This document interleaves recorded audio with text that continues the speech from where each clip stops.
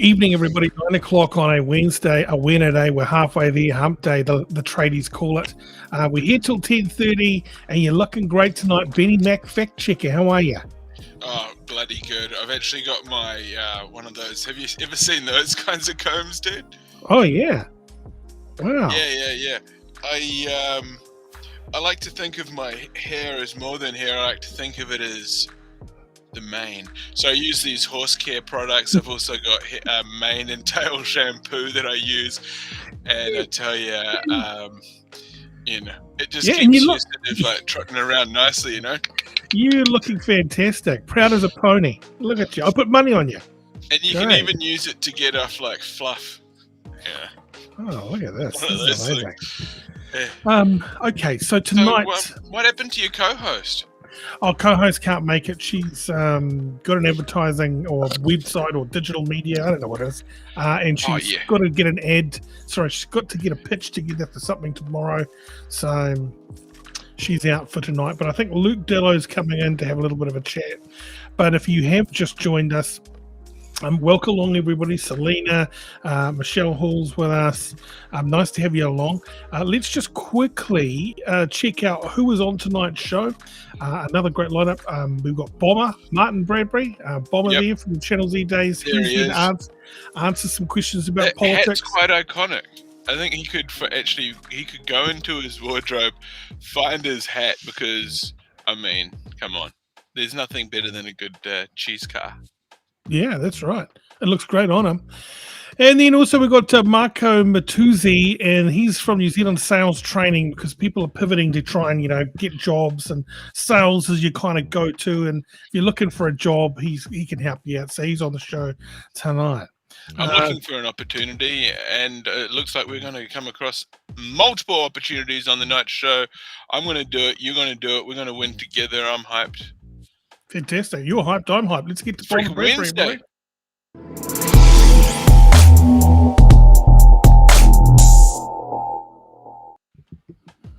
Martyn Bomber Bradbury, how are you?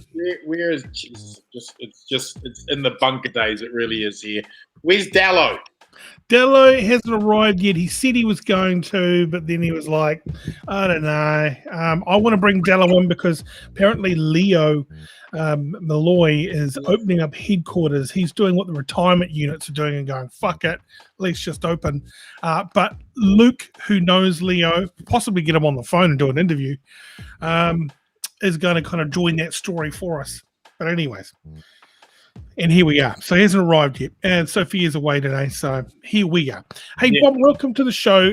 Mate, I've got to ask, Three Waters. The whole world says Labour's getting Three Waters wrong. The councils and mayors won't have a bar of it. New Zealand public and Mike Hosking throwing stones and laughing. Government soldiering on with it. But if anyone, there's a lot of people out there who don't know what the fuck Three Waters is all about. Can you explain it, please? Yeah, okay, so just in a nutshell, we've got real problems with our water in terms of the purity, the amount of pollutants we pump into it. It's farming, it's dairy, a lot of it's dairy, it's agriculture, it's industry, and the cities aren't particularly clean either. So we've got our water system across the country. In some areas it's really good, in a lot of areas it's really shit. And if we want to clean up our waterways and have clean drinking water, which I kind of think we all do, which, but everyone keeps kicking this problem down the line, right? Every government that comes in, every local council that comes in, we'll just push it down. There are billions of dollars of upgrades that need to happen. No one ever does it. So the government went, you know what, here's what we're going to do. The government's going to step in, and it's going to take all of the water resources of all of the councils and put it under one national unit and say, okay, now the government is going to be running these, and we're going to ensure and push for safe water, cleaner water, and better water management. And so the idea of it is actually bringing together all of these very, very, very crappy local councils that don't have much in terms of knowledge of how to run these things and get their wastewater and their sewage water all up to to the standards that they need. A lot of the infrastructure hasn't been upgraded in bloody centuries, right? So they're looking at a lot of this stuff. The government stepped in and said, "Screw it, we're gonna step in and do it ourselves." The councils, of course, are losing their shit because they're saying, "Whoa! This is our water asset. You're just coming in and taking it. What the hell?" And the government's going, "Yeah, watch us do it." That's exactly what. So the government is the problem and the answer. Yeah. There you go. I mean, if we've got real problems around this country with fresh water, we've got real problems with freshwater maintenance, sewer water, all of the things. We know this, right? Christ, how many times a year can you not swim in Auckland? Oh, yeah. Because of things, have run over. So the state wants to step in and take all of the assets and run it themselves. And if the local councils are going to do their nana and they're going to scream, "You're stealing our water," blah, blah, blah, blah, blah, blah, blah. At the end of the day, you and me just want to have better quality drinking water and fresh water for us. Marie here on the messages, she's saying the theft of our water by central government, our councils do a damn good job for our water supply. Are our councils outside of Auckland, are they doing a great job? No. I mean, if you look at the numbers, I think there's about 67 of these and 43 of them are failing badly. Look, some do well. Auckland does. We're gonna be shitty about it. We're losing our asset. But the idea that we actually need to have the government step in and run fresh water around this country is actually legitimate. There's a real bloody problem here. And if people are going to jump up and down, "It's stealing my water." No, it's not, you clown. It's putting it under a regulatory body who's actually going to be able to do something to keep it bloody clean. People have gotten themselves, "Oh, it's all about the Maoris. It's all about the..." Here's where the Māori issue comes into it. Let me explain it really, really quickly for you, right? Māori effectively in this country said, "We will not take claim to water because it's a public good that's for everybody." So yes. The state sort of stepped in and said, under the Public Works Act, this is all ours, right? And so it's free to everybody, and that wasn't a problem. Then John Key came along and he sold the hydro power asset, right? Yes. Suddenly you could make money out of water. And Māori went, whoa. The deal was we gave you the water and everyone got it for free. Now you're making money out of the water, and what are we? Chopped liver? Where's our slice? Yeah, because it was theirs, right? In terms of the ownership. So having Māori step in and being able to act as co-guardians to this water and looking after it, I'm all for it. Look, we've got climate change coming. We're going to have real problems with bloody clear water supply. Having it run by the government to make sure that it's good, I don't see what the bloody nonsense and all the yapping and everyone. What happens if Māori change their mind and say, "Okay, we want to be in the water game now. So whatever we said before, you've changed stuff. We're changing it now. We're out." Oh, God, let's hope. Let's bloody hope that Māori actually demand that and say, "Screw this. Where's our slice? Thanks." But I don't think they're going to do that at all. I think they're always very, very, very obliging, and they'll get some type of resource or some amount which will be for the continuing work along rivers and planting the right kind of, that gotcha. sort of. But yeah, I think it's a good thing and we should embrace it. Okay, are we checking in with our fat guy now, Benny Mack, and bring him in?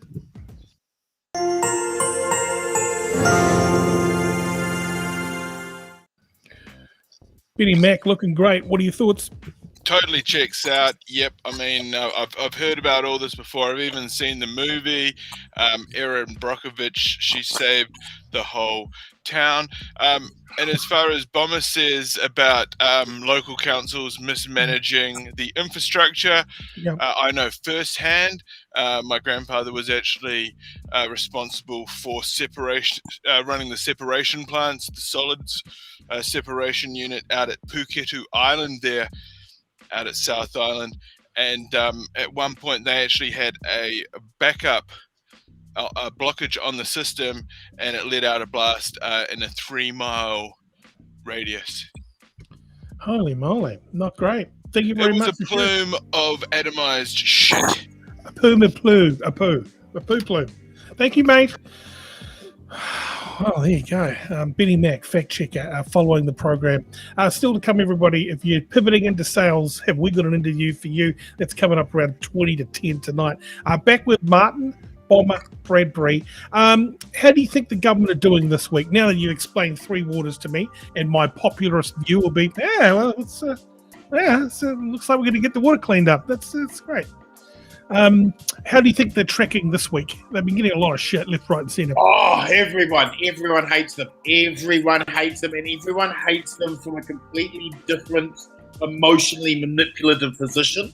Like, when they came out with the 90% double vax rate and said, okay, we've got to get to that level and then we can get some semblance of life back. It's like everyone became radicalized in New Zealand. Like, the people who are unvaccinated, right? You imagine being an unvaccinated person right now. In the sub-genres of that group, there are going to be those who believe that Jesus is my vaccine and that, you know, that Jesus is here to look after me, and that the vaccine is the beast, the number of the beast, and they're going to radicalize. Then you've got QAnon lunatics who seem to think that the passport vaccines are akin to Nazism. I mean, how many times have you had someone on your Facebook, oh, this is like Nazi, this is like Nazi? You're going, mate, this has got nothing to do with Nazi Germany. Yeah. This is just basic health stuff to protect us from a pandemic. Then you've got the people who have been double vaxxed, and they're saying, hey, why can't I get my life back? Why can't I get out there and do all of the things? I've done my sacrifice. I've done everything I've been asked, and yet I'm still having to wait because people like Liz Gunn doesn't want to have the vaccine. And then you've got people on the Māori Party who said that this is genocide. It's effectively the Squid Games out there. That Māori are being butchered, and you're just everyone is radicalized. And all I'm hoping is that the security services are extra protecting Jacinda and Clark right now, because it just would take one nutter. And this is, I think, part of the... Why won't Jacinda come to Auckland and walk through the debris and the barbed wire, the smoke and the choking and the misery? Toilet paper. What would happen if someone did something stupid? I mean, just imagine for 30 seconds and I think that's where people have gotten so frustrated out of being under house arrest, de facto house arrest for the last 3 months, and so stressed out that we're turning on each other over the smallest thing. And it's a moment, I think, in time that we just need to endure and just hold our nerve, because people are losing their shit. But you make a good point, and I hear where you're going with this. Imagine for 1 second, God forbid, let me just say that right now, that she was doing a walkabout and there was somebody mentally ill who was geared on, who hadn't traded the gun back in for the whatnot, the buyback. That would just set the country on fire, wouldn't it? That would be... It would, and this is, and I'm serious about this being a threat manufacture multiplier right now. You've got so many different elements of New Zealand society angry with Jacinda. People who have done the right thing, who are angry with her because they still have to stay in lockdown. Small businesses that are losing everything they've ever worked for in their lives. They're incredibly angry. The anti-vax crew, they're incredibly angry. The people who think that Jesus will look after them, they're incredibly angry. So many people are focused and angry and desperate that someone could do something silly, and it would be a moment that would keep her out of Auckland. Though we can't afford for that to happen. Keep her out of Auckland. Right. Yeah. Okay. All right. I get it now. Hey, just quickly back on the water, I want to address this message from Marie. Evening, Marie. The councils provide our water, but the government wants to privatise our water supply, ultimately contract it to large corporations, just like Venezuela, who sold their water rights to Nestles, who immediately increased the price and drove the Venezuela, blah, blah, blah. We can see where this message is going. No, and look, and absolutely, let's be clear, absolutely, amen. We never, ever want to privatise our water. Never, ever. But never, ever. But that's not what this is doing. What the Venezuelan model was completely different. And it was absolutely screwed over, and it did lead to those problems. But that's not what they're looking to do here in New Zealand. And I would guess in terms of the upgrades, what they'll be looking to do is the ACC fund and the super fund will be used to do the upgrades of the new public venture moving forward. It's not going to be private money. Hey, Bomber, what's happening with this Māori hikoi, and why is Hori Harawira throwing stones at these 2,000 Māori who want to cross the boundary and go where? Are they going to Wellington? I don't know where they're going. Yeah, they're trying to go up to Waitangi because they want to get there because there's a new movement that's kind of using Māori spirituality, Pākehā spirituality, and it's kind of welding together in this weird movement of these people who see the Independence Day declaration by the chiefs as a unique moment of self-sovereignty and that they are free people and they will not take the vaccine because the vaccine is coming into their body and it will change their DNA and they will no longer be, and I quote, pure bloods. Now, and it all sounds a little cultish. That's because I'm a little cultish. And Hone Harawira said, hey, if you've got a problem with the government and you're angry with the government about vaccines and anti-vaccine, go march to Wellington. That's what he said. But we don't want you coming here because you could bring in the virus and then it would just spread all over Northland. So he has been very clear, don't come here. And again, it's just that... It's that reminder that being locked down has had a terrible psychological impact for some people. Some people just get their news from Facebook, and that's just the path to madness. And I've seen some lawyer who is quite a really good speaker who's involved with that hikoi, and she's doing live updates from the road. Of course, she speaks very well, and she said she's got a court injunction to say this and that. Yeah. Anyways, I'm following the progress. Do you know the latest? Is a hikoi going on, or is a hikoi not happening? Oh, they've been stopped. They're not going anywhere. Oh, they're going anywhere. Okay. Hey, I want to welcome to the program, Luke Dallow. Luke, what's going on here? Well, look at this guy. Hey, how's it going, guys? Hey, going. Hey, who's sponsoring your clothes? First Scene? Nah, I tell you, this little place in Who. They give me my shirts. No. It's looking good. You're looking good, mate. You're looking fresh. Yeah, tourist there. Yeah, tourist. Notice that, Martyn? Yeah, no, absolutely gorgeous. Look at you. Look at you. I'm going from Mayoralty, see? I'm going from Mayoralty to give that little fella Leo Malloy a bit of a run for its money. Anyway, bounced back from last week. Hey, I just want a quick question for you there, Bomber. Cool. Should a good leader bring the country together? Say that again. Should a good leader bring the country together?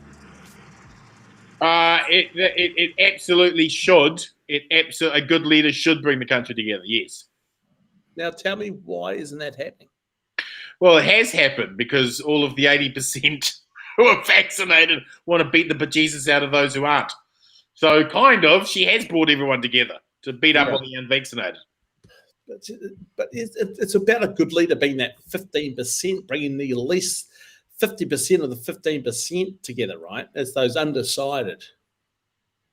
I think that you have got all of these people who have been double vaxxed in New Zealand right now, in Auckland and the South Island and anywhere near, and they've been saying, "Hey, I've got double vaxxed. I've done everything they've been asked. I'm trying to move forward with my life. These people over here are unvaxxed, holding that up. I can't move on with my life because of them." And they're looking into the Prime Minister as what are you going to do? Are you going to push these people?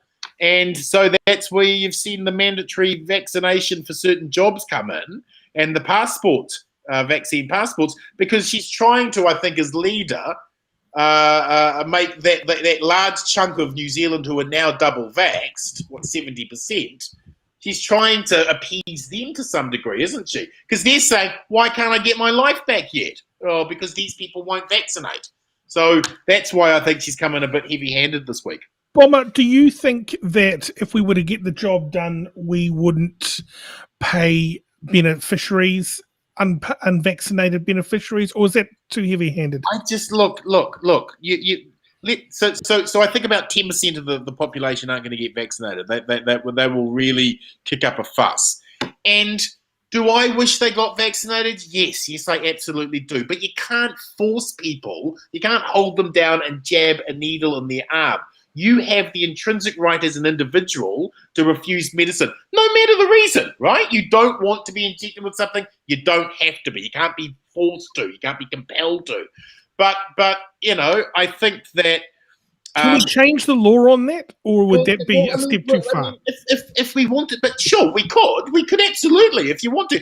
But who would want to support a state that's going to hold down another human being and force an injection into them? That's not a state to defend. That's the kind of state you go to war against, right? Because human rights matter. So, but this 10% who have been cut off, I don't think that we should make them any... I don't think that we should freak them out any more than they are currently freaked out. They are New Zealanders. You can't just amputate 10% of your population and go, bugger you guys, not our problem anymore. Because that is a recipe for a tumour that will metastasize and go through society. If people feel so hurt and misjudged and attacked, if they feel like they've got a righteous reason to push back, Jesus, these are the sorts of things that start insurrections and pogroms, right?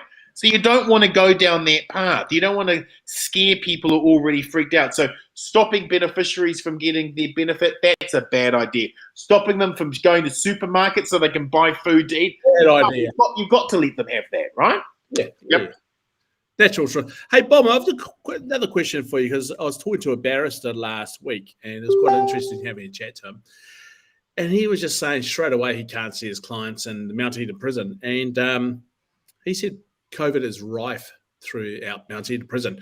I'm just wondering, is that a community case, do you think? Or is that like a hidden community case? I think it depends.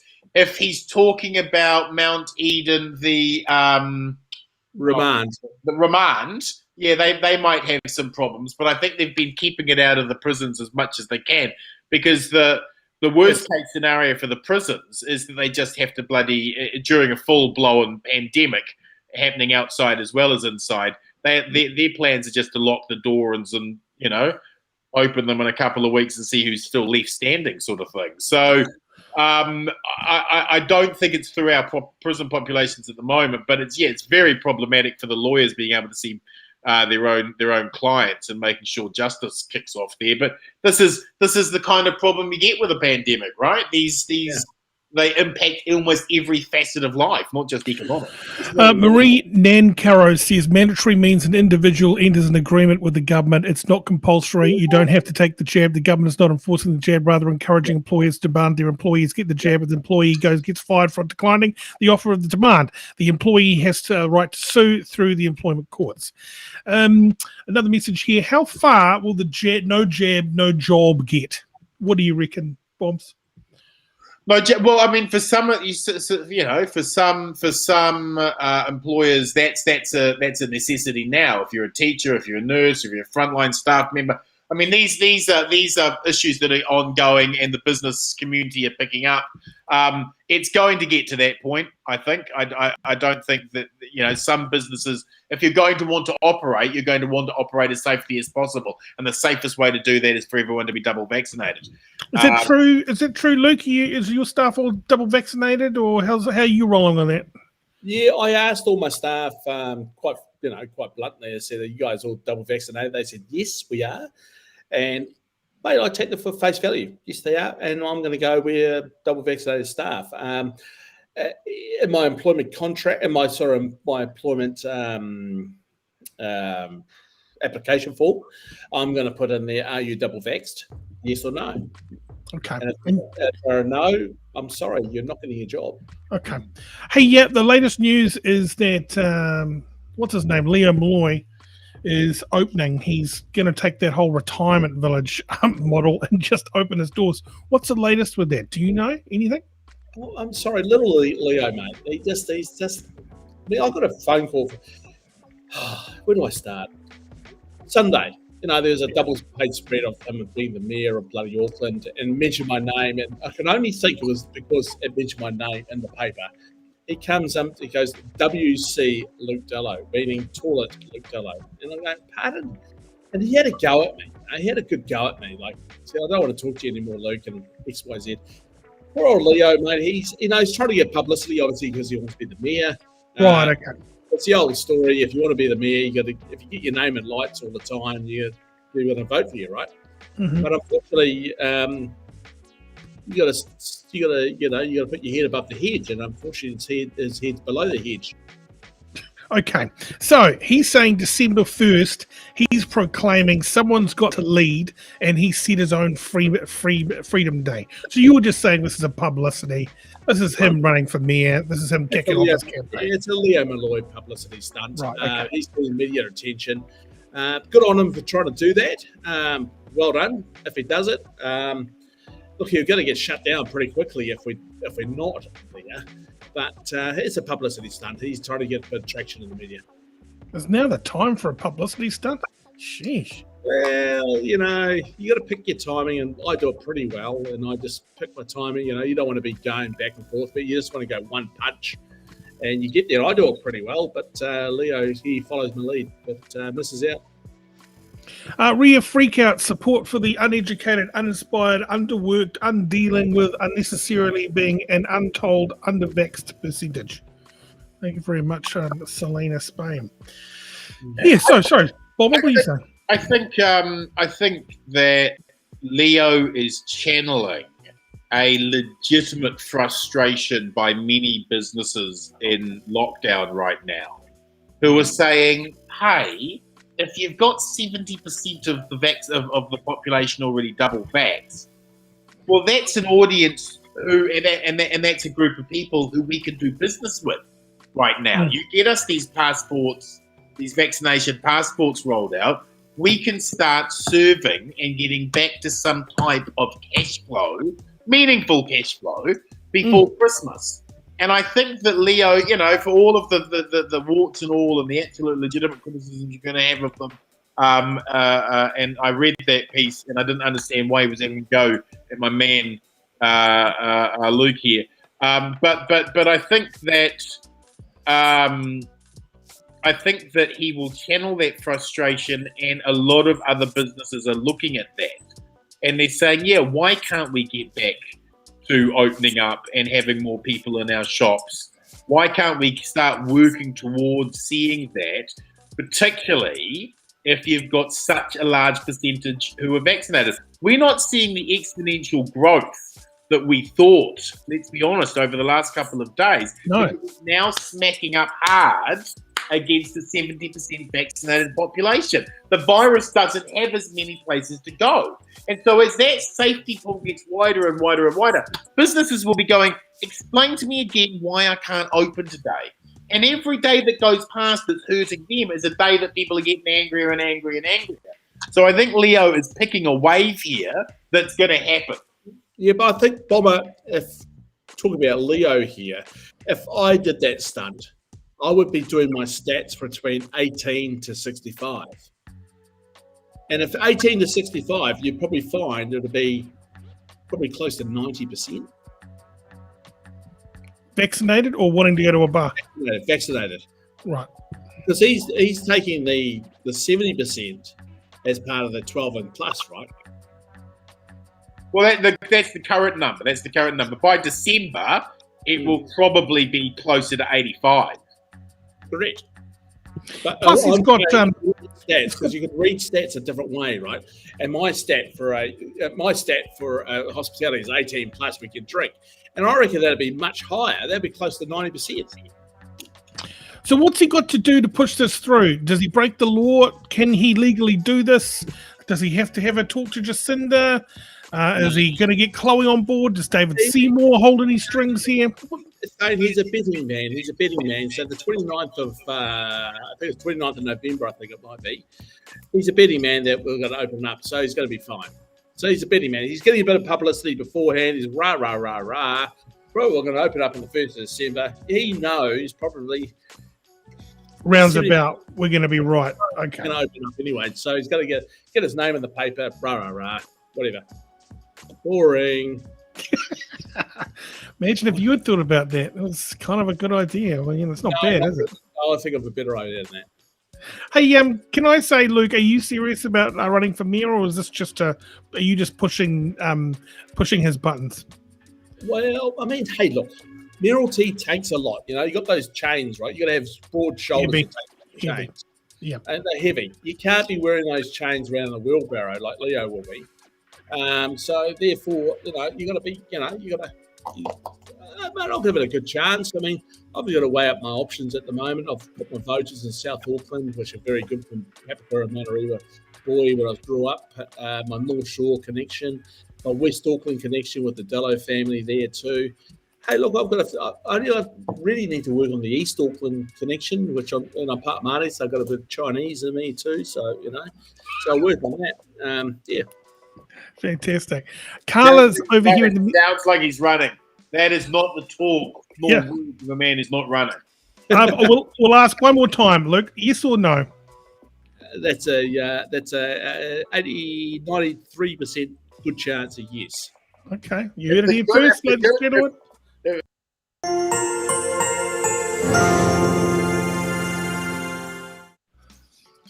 Mack, what do you got? We've been listening to what you've been saying. We've run it through the algorithm. We've asked a pool of middle-aged women, and we know they're hard to please. This is in regards to the cheap stunt that short little senile schmuck Leo Malloy tried pulling today. The demographic, the pool from our research team said it was a cheap stunt, it was reckless and disruptive. This is how his manner is being perceived. A woman was quoted as saying, "That's not helpful." Good. And also, I considered it a waste of space. I can't stand those clowns lounging around down on the viaduct down there. That's a port. That's where commerce is meant to happen. Not these buffoons wearing yacht shoes on the wharf. They're not even boarding the yachts. They wouldn't know a fucking a bow from a stern. Mm-hmm. I've had it with these idiots. They need to realize us seafarer. Look, I'm more of a seafaring folk than those clowns down there hanging out on the ports. And quite frankly, he needs to go into the viaduct. I challenge, do you remember that old game? It was like Gladiators or something. Mm-hmm. I challenge a gladiator-style event between Leo Malloy and our guy Luke Dallow here, using those oversized Q-tips. Oversized Q-tips, and first one in the viaduct loses. Yeah. And I love it. Yeah. You know what I'd like to see though, guys? I think you're onto something. I'd like to see everybody on the Parakai hot pools, and you've got that kind of greasy log, and it would go over the greasy ball. Yeah, and you'd have, kind of the touch team guys jump up there and then push each other off. And you could actually have people on the sidelines with like the water cannons, with the two handles, and it's kind of like the hydrant at the same time. It's cool. And what you could also do is you could even cash in on this, Luke Dallow. You could open up like the unvaxxed bar where all the heathens and all the do a hikoi up there turned up. What you could do is you could have it in an offshore proprietary, so it's all sort of disconnected, but there could be quite an underground scene in there. And then what you'll find is all the vax people will want to go in there, but because it would be the edgy place to be. Thank you very much, Manny. I tell you what we should do. If I get 20 people on the text saying, "Luke, go for beer," I will go for it. Now, Bomber, I need you to help. I need you to help me here, mate. What do I need to be? For likable. Have I got a chance? Oh, look, for $5,000 a month, you've got a chance. So I think that you would want to build up a lot of momentum online first. No, look, I think Aucklanders are just angry and they want to rip something to pieces. and they want their city back, and they're frustrated, and nothing seems to work, and everything's on the slow upgrade.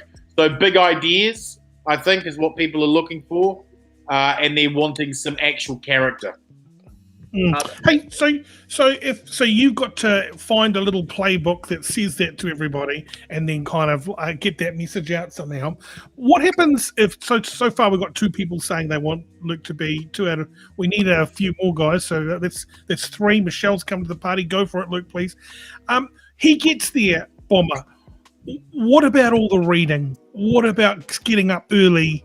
And shaking hands and all that kind of stuff. What about the experience of being mayor? Can a bar owner from hospitality actually be the mayor and not fuck it up? Oh no! Oh Lord, no! No! That's almost guaranteed. But it's the fun of it, you know. Right. Most people don't really understand or see what the mayor does. People go, I pay my rates every year, and the rubbish gets collected. And you might go down to the park, but that's about it. People don't really understand what local government does. He'll have people there running all that stuff, right? He's a sponsor. He's the brand. It's quite a drag. And it's just a lot of work and a lot of hassle for, like, national politicians can talk about policy and talk about ideas and visions. And that's all fine and dandy. But when you're the mayor, people each week go, oi, my street's not working. Oi, this isn't working. You're dealing with people at the point where policy actually matters and it actually has impact on people's day-to-day lives. And when you're doing that, they get very grumpy if they don't get their shit done immediately. You're dealing with angry, grumpy people all the time. Will I be able to go fishing? Yeah. The mayor could just go fishing, the mayor's not fishing. Yeah, because what I'd like to do is like be a mayoralty fishing competition in the wider matter. Hey, look, I've got my mayoralty. Can I actually show you this here? I've actually started. I can't shit. Can you guys see that? Yeah, we can see it now. Yep. Yep, this is what I've been working on. Wow. The housing, the budget, traffic, the environment. I've been thinking about all this. You know, governance, wage blowout, headquarters, you know. Community, America's Cup, cycle lanes, get rid of the. I've been actually working hard on this, guys. This is what I've been working on. This is actually breaking news. Actually, you guys probably don't understand. I've been actually thinking, let's get things moving. You know. Okay, well, this is. I see the Corona bottles piling up over there, but I actually, I do see an actual plan there, Luke. This is something else. Okay. Hence, I'm getting my eyebrows done, and You know what I reckon you should do though, Luke, is just like Batman. Whenever you have some kind of press release, make sure you do it in front of City Hall. You know, the town hall. Yeah, that'll be nice. It'll be nice. Hey, so this is a good platform for me to start, right, Bomber? Is this a good platform for me to start? Yeah, I think so. Just Bomber, and I'm sorry to lean in on your expertise, and you know these are billable hours, but can I just ask? What would you say from a publicity platform? Where does this guy need to? What's his next step to get some publicity? Does he have to play the Leo Malloy game, or where would he go to get some people following him? I think that what Aucklanders are looking for is a loyal son of Auckland. You sell your story of how much you love the city, of how important it is to you, how amazing our city is. And you start allowing Aucklanders to feel proud of their city again. And your I don't give two shits attitude is the exact perfect thing that sums up who we are as a people in the city. I like that. Powerful words, mate. That's a great storyline. I like that, Thane. Can you help me out there with let's word that. I reckon we give it a good chance. Because people are sick of politicians, right? Why don't we just give it a good old chop and just be real with people and say, look, let's get on with it. Let's have a party bring 4 parties a year. I've got some shit to do. I'm gonna go for it, boys. Okay. Breaking news, ladies and gentlemen. He's throwing the head in the ring. Fantastic. Guys, we just have to take off the excitement of this breaking news. Stay with us, everyone. We'll just be back in a split second.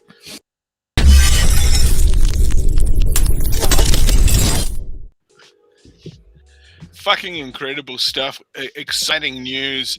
You heard it here first, folks. We have been scrambling behind the screen here, behind the stream and behind the scenes. We're putting together a very intrinsic and very detailed digital strategy. We've got the sharpest and the brightest minds working with us. If you want to be on board, you can do it too. LukeDallow.com. We are going to take this party atmosphere global. What we're going to do is we're going to take Luke's philosophies, his love of alcohol, his hospitality, his idea, his vision for Auckland. He grew up a young boy on the streets. He's out here living it large. He's going to tell you how to live your best life. He knows how to party. He is Auckland's fondest son. It breaks my heart to think that he could fail, but I know every day I wake up, I've got a dream and a vision in my heart and in my head, and I see him number one, running down the length of Ponsonby Road, butt naked, wearing the Merrill chains, drunk, on a combination of Zambuca and ayahuasca. I would do that. I'd do that. I tell you. Thank you, mate. I'd pay good money to see that. A city needs fun. A Admiralty is, really a Bomber. Is Bomber still there? Yeah, yeah. Bomber, that's what Admiralty needs to be, is fun, be energetic, be the sort of mental of the life coach. Charisma of the city. You have to be the life coach of Auckland. That's right. And I've got my iwi, Ngāti Pūkenga. I've got a lot to offer and to touch a lot of, cultural Communities. Communities, that's the word. I probably need a linguistic person. That's okay. Trump was president, right? He was putting it together. You're not selling perfect grammar. You're selling an attitude. You're selling a can-do attitude. Auckland can, and it will. With Simon Dallow.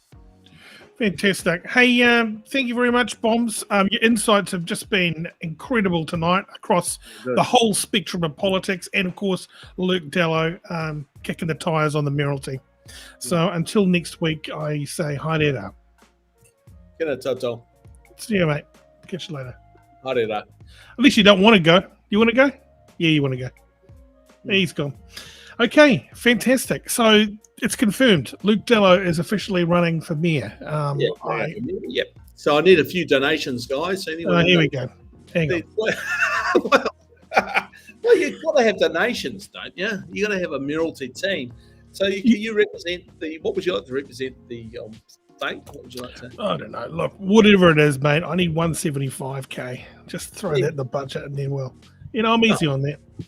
Well, we'll still pay for it. Fantastic, mate. Stay with us because we've got our special guest here, and we'll talk about some sales training. In fact, he's going to talk about the sales training. A lot of people are pivoting because they're finding life hard. They're looking for new opportunities, new jobs, and this guy is just the coach to do it. Our special guest has arrived.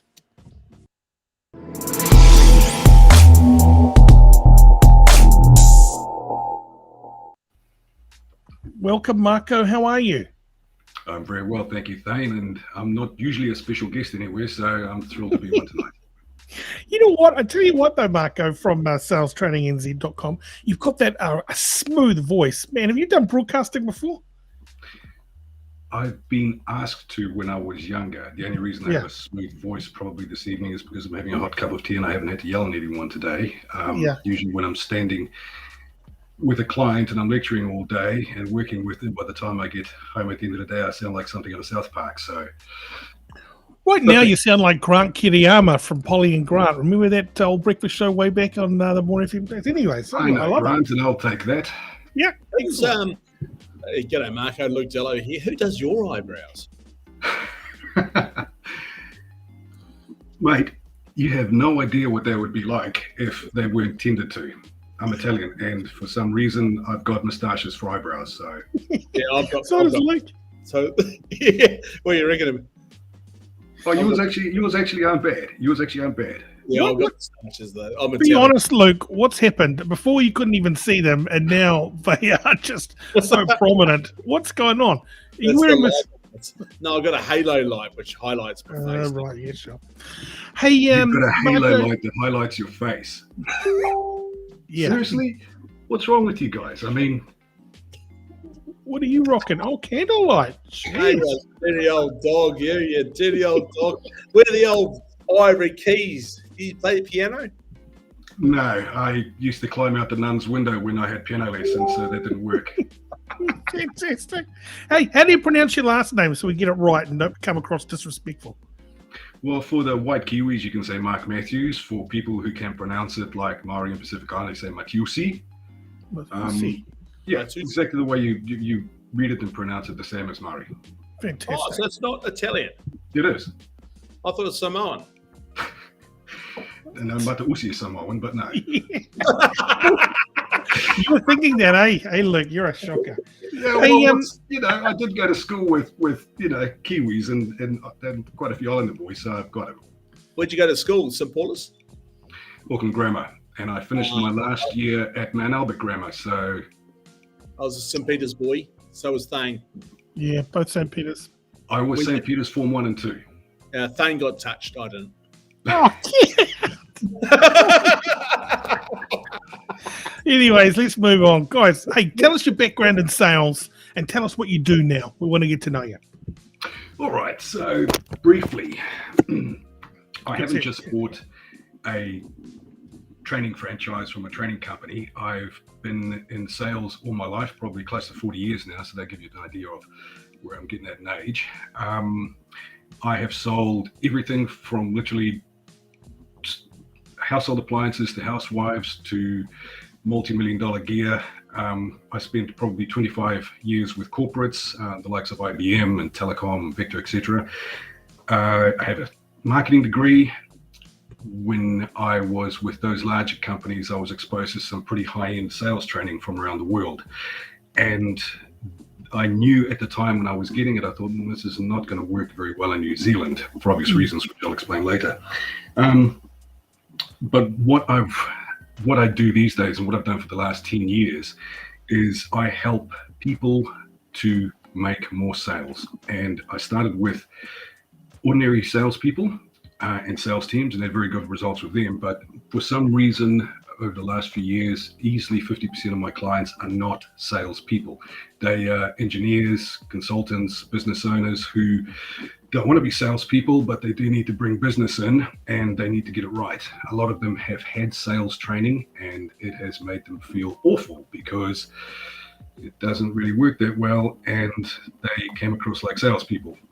So really what I do is I teach people not so much how to be a salesperson, not at all, but rather how to interact, how to behave, how to think, how to speak from as a business owner, because the conversations are completely different.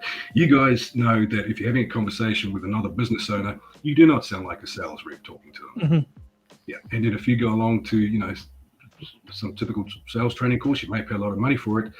It'll take you a while to shake it off and come back to normal because you'll think this is not authentic. This is not, and the reason that is important is because if you come across as a salesperson and you think from the language of a salesperson, you can't have a peer-to-peer conversation, and that's what it's all about. Marco, what are the characteristics of a good salesperson? They imagine they own the company, and they are able to articulate what is of value to the client very quickly. There are plenty of others. I mean, there's, tenacity and get up and move and whatever it takes. Oh, no, that's all boring. But sorry? What you just said, that's all boring. That's later stuff. But what you just said there, could you just repeat that first comment? Because that's quite interesting. You have to imagine that you are, if you're talking to a CEO or to a director of a company, you have to imagine that you are one of the directors of the company and you have got you completely understand why what is being proposed to you is a really, really good idea for our company. And now you have to be able to explain it to your co-director. Love that. What about from a situation, we've got Luke Dallow, who's putting his hand up to be the mayor. And the scenario is he's doing it at a time where no big names are coming forth. I think Govt is gone. I don't think a Green candidate will run. There's going to be no names. Maybe David Shearer. What do you think? How would Luke sell himself as a product to convince the people of Auckland that he's the man for the job? Do you reckon? It's a tough one. It's tough. Off the top of my head, seriously, let them know that you understand what is important to them and then spell it out how you're going to achieve it. Make them feel what the difference, what the change in mayoralty will actually mean to them. In some cases, it's a small change, but you can make them feel as if it is actually something pretty significant. It's called winning hearts and minds. It's nothing new.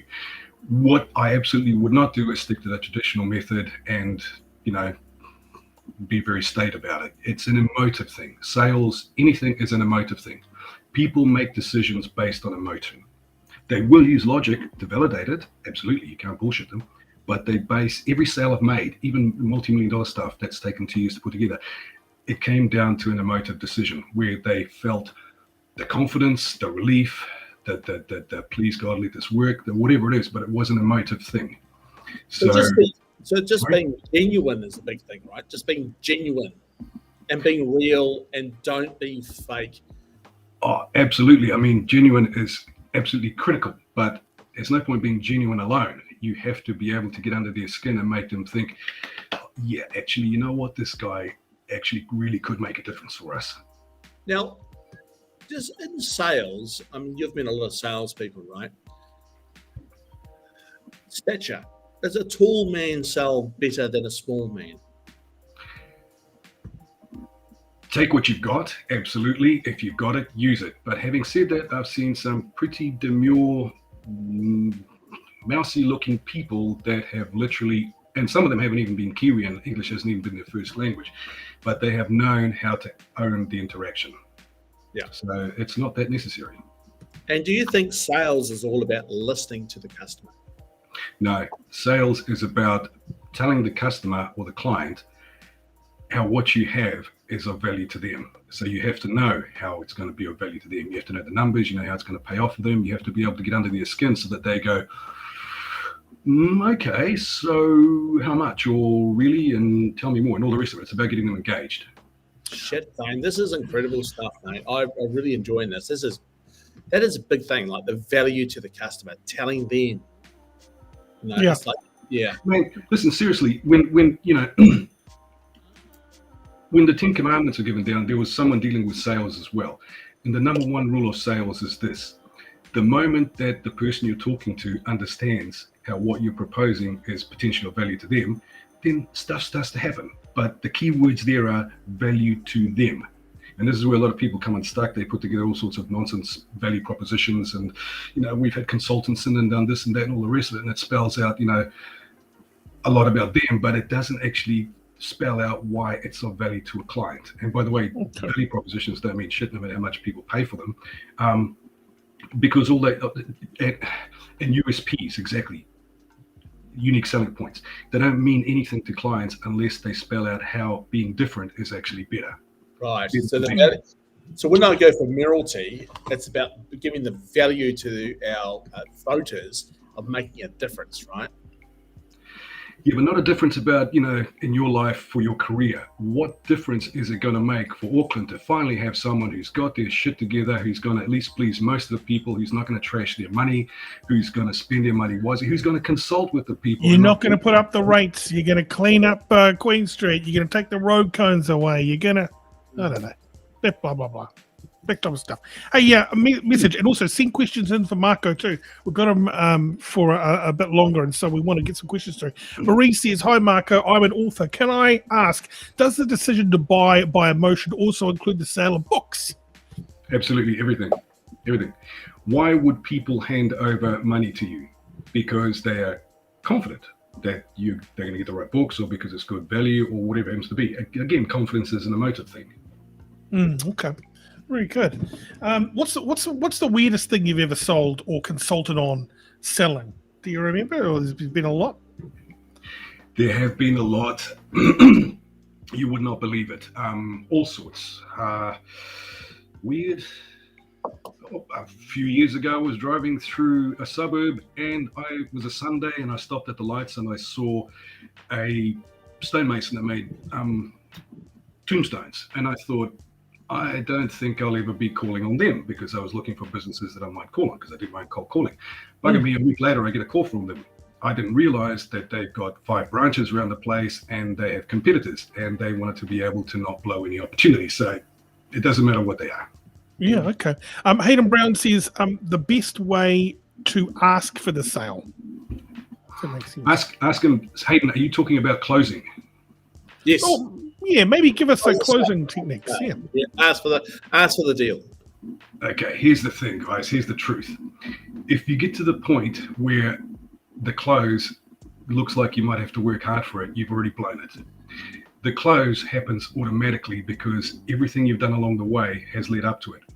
You might have to say something like, so how does that sound? Do you like it? Something simple like that.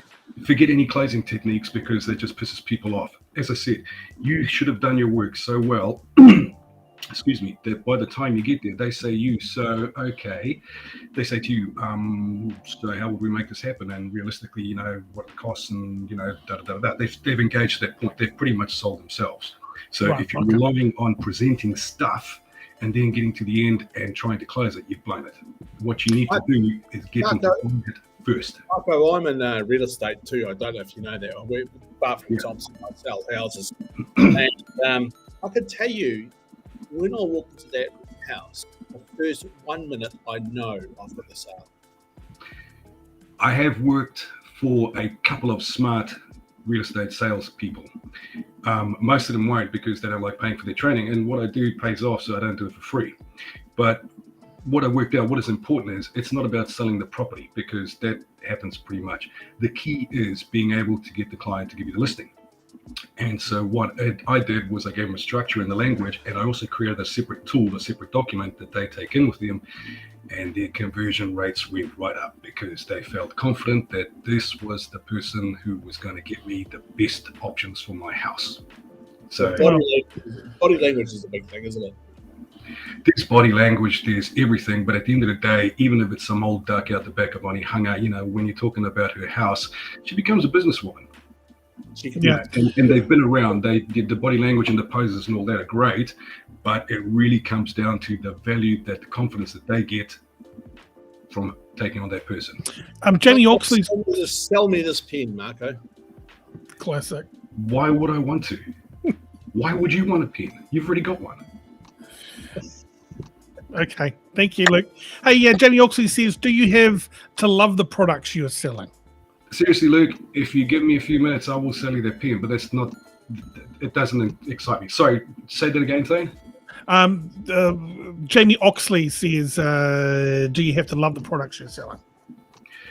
You don't have to love it, but you have to believe in the value that the client is going to get out of it. Okay. If you think that, I mean, as long as it's not too unethical, but if you think that if this person signs over this amount of money, they are going to say thank you, or at the very least, they're going to be happy that they made the right choice with me. Okay. We're going to come back to you in a second, guys, everybody. If you've just joined us, Marco, he's into sales training, etc., and he's taking your questions. Just pop them in the comments. Off to now, Benny Mack.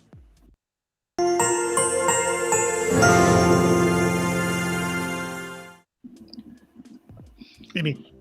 We are getting huge insight into powerful, I like to call it future knowledge, powerful knowledge from Marco here, confidence, understanding opportunity, and being able to seize that opportunity, creating a situation where not only you can achieve what you went in to achieve, but maybe even accomplish something more, either for yourself or the person that you're selling to, and relating to the client. That's a huge marker of great success. And of course, If you believe in the value, of course the client's going to believe in the value because it becomes intrinsic and it becomes part of the sale. And of course, enthusiasm, tying it all together, and of course, sending that invoice on time, extracting the money. Exactly. Hey, the way you were throwing your voice there, that was an interesting sales tactic. You were That's really a great selling opportunity. Yeah. You can make it happen for you today, tomorrow, or the next day, but I can make it happen for you now. Let's talk. Thanks, mate. That was top stuff. What did you think of that, Marco? Our guy he's got it going on. That was me 40 years ago. That's not bad. Excellent. So what about unethical? How do you get around? How do you front up every day and you're selling something you're not quite sure about? Do you have to deal with that in your travels? Unethical selling? What do you mean by unethical? Oh, just say if you work for a company that gets you. Just say you're not down with vaping or nicotine, but you really need the job. Should you even be doing this job, or should you just get in there and just knock it out because everyone needs to pay their bills? No, man, personally, I wouldn't do it for the simple reason that for me, it's got to be something I can buy into emotively. And if I can't, then the wording, whatever I need, doesn't come out at the time. So if it's something I'm uncomfortable with, and there have been a few things over the years, I will suck it up and find something else. Okay. And do you think that the sales training could relate to getting a date, asking somebody else for dinner? Yeah, absolutely. The same principles apply. Yeah. So are you asking how to ask for a date? Well, no, I'm just saying. He's asking for a friend. Yeah, I'll tell you how to do that. I'll tell you how to do it. And you can ask any chick, any lady this, and they'll say, yeah, that's fine. So just walk up to them and say, hey, look, I hope you don't mind me asking, or I'm not being forward, but I just couldn't resist. What are the chances of getting out for a coffee sometime? That's it. Quick, simple, straight to it. And it's not bullshit. It's not greasy. There is an out for them. There's no pressure. The word is sometime. You are completely upfront with what you're doing, which is exactly what you're supposed to be doing when you're trying to set an appointment, or, when you turn up somewhere.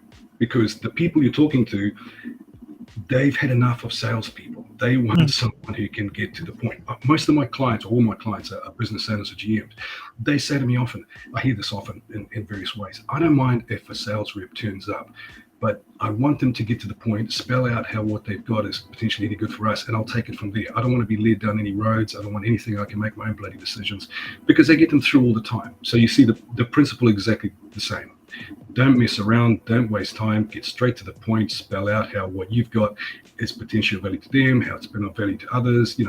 Just be honest about it, because the people you're talking to, if they run businesses, they're not stupid, and they hear from salespeople all the time. I like that word open-minded, Marco. Do you like that word open-minded? I do, but I didn't use it, but that's fine. I am completely open-minded. I'm listening. Absolutely. Yeah.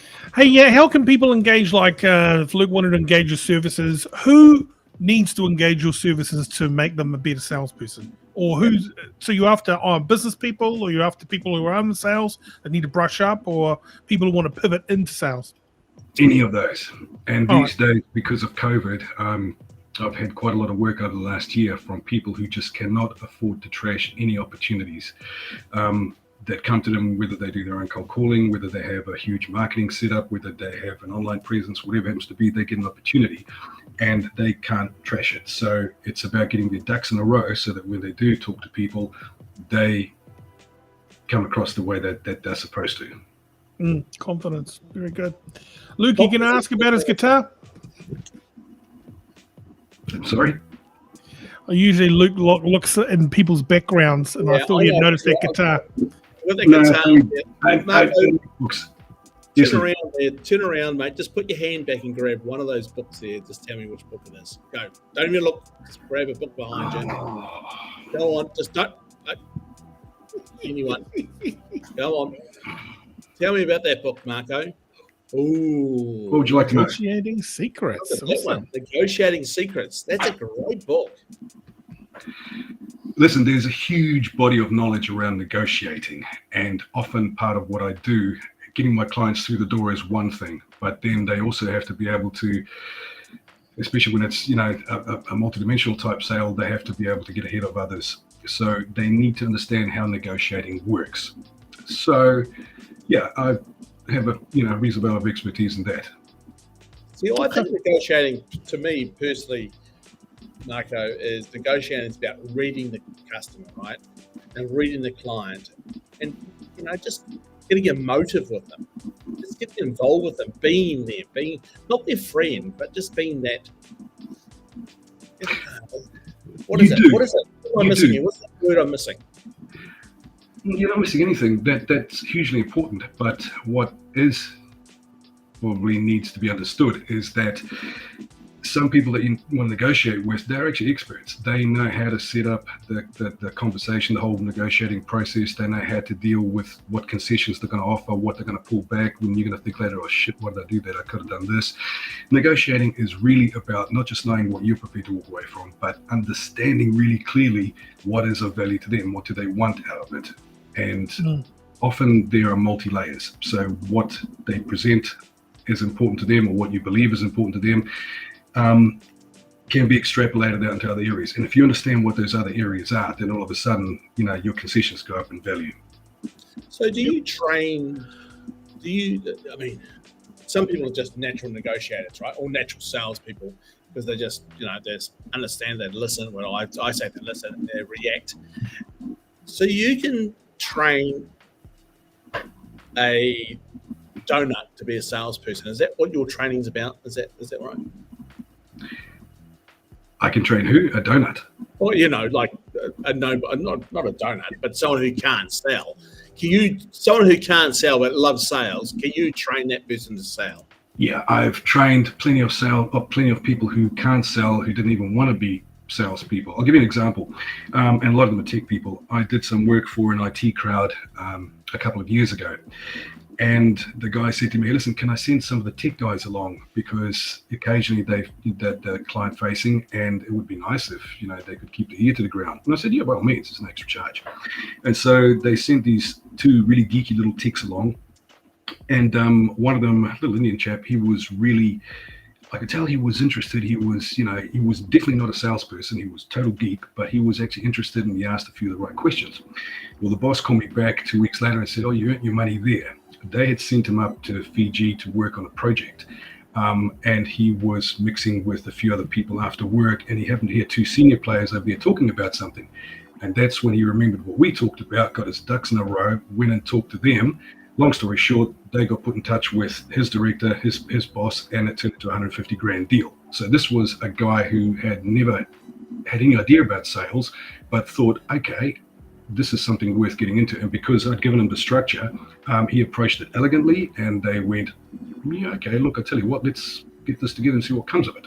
So, and I assume once he nails a big deal like that, after knowing, what to do, thanks to you consulting, that must have kicked in his self-esteem and his sales ability, right? Because once you got one under your belt, you must get an appetite to do it again. Yeah, they do. And I noticed that particularly, and some of them have got PhDs. They, are great at what they do, but they're so socially reticent that they have to write a list before they call Harvey Norman, to ask for something. Right. But the point is, they're geniuses. And once they realize that if they get their ducks in a row and they approach a counterpart or someone, or even a senior person in a different company, and what they have makes sense, and the person reacts well to them, and then it starts an engagement, then it turns into a sale. Usually it turns into a sale. And once that happens, quite a few of them turn into machines. They love going out, doing the coffee, pressing the palms. All of a sudden, they can do presentations. The big thing for them is they may be working in a large client, and they've just sat there. Now they realize that they can go around and hunt around. It's perfectly appropriate and fine for them to go and talk to other stakeholders and say, hey, listen, or even talk to the stakeholder they're dealing with and say, who is it that's dealing in that department? I would like an appointment. Can I go and talk to them, this and that and whatever? And they start bringing in business from existing clients. Now, these are not salespeople. These are technical people. So to answer your question, yeah, absolutely. Okay. So, Marco, you look at our Prime Minister, Jacinda. Is she being a good salesperson to our nation at the moment? I think she's being coached by typical media people, not by me. No, but how would you coach her? Well, you have to ask yourself, how much buy-in is she getting? If If she's getting lots and lots of buy-in across the demographic that vote for her, then it's absolutely fine. If there are others slipping through the fingers, then that hasn't been factored in. But then again, that's also multidimensional. You have to work out where the numbers are and who you want to play to. Okay, I've got a message through here from Marie. I don't know if this is a relevant question, but what convincing strategy can up-and-coming politicians use against well-seasoned politicians to get traction in the political arena? No, that's different. Every presentation you have is new.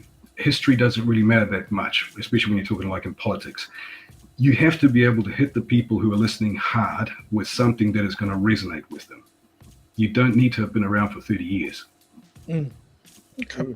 And again, the first rule is, what is of value to them? What do they think, hey, this person could actually be someone worth listening to, could be someone worth following? They have some ideas, or they know how to pull their shit together, or whatever it happens to be, but they're able to get under my skin and make me feel what I would like to feel if they really were the perfect candidate. How do we get in touch with you, mate, if we want to talk to you more about this? SalestrainingNZ.com. Perfect. Okay. Excellent, Marco. Thank you very much for your time tonight. I really appreciate you coming on the show and answering these questions so candidly. It's been great. Hey, listen, the short amount of time, I've learned a lot off you, Marco. It's fantastic. I love your energy and passion about it, even though they're nice and short. You've given us a nice little teaser, but you've pulled back nicely so we can go and bore you. I would love to dump everything on everyone, but we just don't have the time. So obviously all I can do, hey, listen, are you seriously running for the mayoralty? Yes. Then I wish you all the best. And if you ever want to grab a coffee, give me a yell. Thank you, Marco. Cool. Thanks very much, Marco. All the best. All right, guys. Have a wonderful night. Thanks, pal. Well, there you go, mate. I can't believe you're really going to do this. You know what? I respect you. You know, any guy, any alpha dog like yourself has always had that kind of, there could be a leader in me. And, we've seen some leaders in national, who's that guy that kind of like, I'm the guy, and then he collapsed in a ball of depression? Oh, yeah, that guy there. Yeah. So a leader, though, I mean, for Auckland City, is just giving the energy to Auckland. Is like, you've got to be, just give that energy. Yeah. And I think you don't have to do everything. No. I think you're going to have people for that, right? You're going to be our figurehead and final decision maker. Hey, look, I'm going to look after 20% of the problems. I can't look after 80% of them. That's for the rest of the staff to do. I'm looking after the top 20% that I can change. I'm not looking at it. That's it, mate. Yeah. And how is this going to affect your relationship with Leah Malloy? Who? I love it. Oh, man. Hey, and okay, next question. Funding. Do you have any private funders that would come to the Luke Dallow party, or seriously, do you need the help of a GoFundMe page and that type of thing? Well, there they go. I've got the horse number 2, mate, okay? Horse number 2, okay, let's do it. Number 2. Get up there. There, baby. Come on. Where is he? Oh shit! What's his name at least? Horse number 2, guys, to win the mayoral campaign. Oh, this is the best. Wouldn't it be great though to have a cool mayor who's all about it? That you keep the show up even after the mayoralty. People can hit you up most nights and ask you questions. Even if you deflect them off to some kind of email address, but at least you're there. You're available. Rub shoulders with people. Walk down Queen Street. Just get amongst it all. Just I don't know.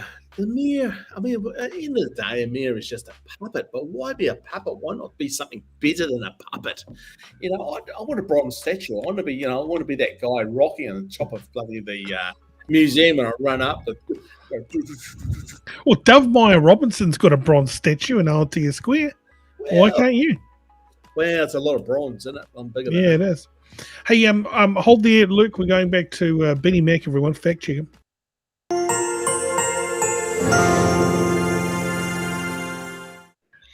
Benny with the latest.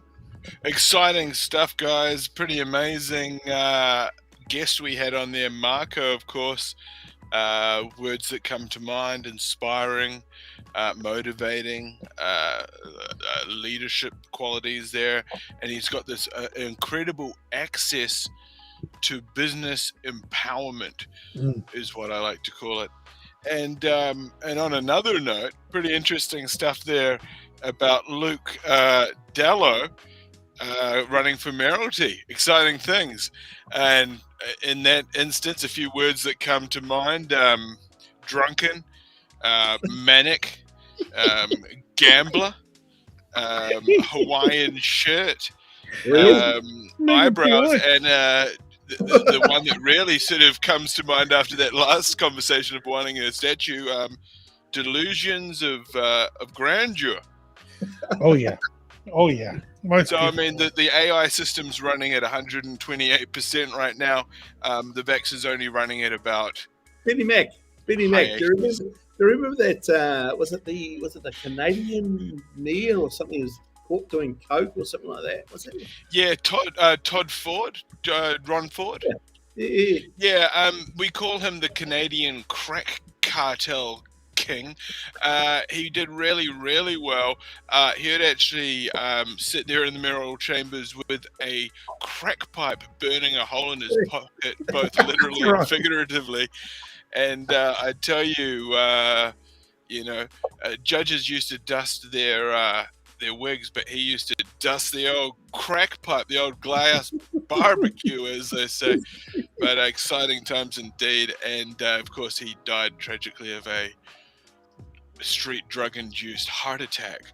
Heart literally exploded in his chest. I've had two of those. I've got the meds over there. Yeah, you're doing well. You're making it look good. And as I say, the Hawaiian shirt, it's kind of like one of those guys standing on the side of the road with the stop-go sign, and you just sort of tip your hat at him. You know where he is. Well, I'm just, talking to the people, really. Hey, Thane, can you get a mayoralty advertisement up and running on this show for me? Yeah, Luke Dallow. He's the son of the country. He's the son of Auckland. Yeah. How much can you get your cousin on board? You know, he is Mr. PR. I mean, that guy is the voice of a nation. You know, he's the John Farnham of network news. Can you get an endorsement there? I'm not too sure if he's seen any of my real estate advertisements. Trusted name in the news, trusted name in real estate. Oh, boy. Yeah. Does he know that you've done it, though? Yeah. That's good. He goes, use it while you can do it, buddy. Yeah, that's true. Oh, well, look, yeah. Hey, I think that's all I've got. That's pretty much the show. Benny, if you'd like to soldier on, you can. Otherwise, we're just going to wrap it up here. There's a huge opportunity for callers right now if they want to get in on the line. This is supposedly a talkback show. Yeah. After all, it's kind of in the name. So if anybody, how many? Hilarious. If there's anyone. But yeah, mate. Yeah, I'll log in. I'll log back in. Okay, well, we'll see you soon. So Mike and Stuart on the show tomorrow. We're talking to her about Fashion Week, New Zealand Fashion Week, and what's going on there. And also, I'm going to try and track down Leo Malloy for the first mayoral debate.